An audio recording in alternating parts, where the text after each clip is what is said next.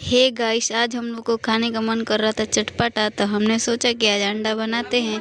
तो अंडा आया है तो हम लोग बनाने जा रहे हैं। तो आप लोग देख सकते हैं इधर तैयार हो चुका है मसाला हमारा पूरा भूंज के, और ये अंडा, और ये देखिए कितना अच्छा मसाला भुन चुका है और ये हमारा अंडा बनने जा रहा है। तो आप लोग देखते रहिए।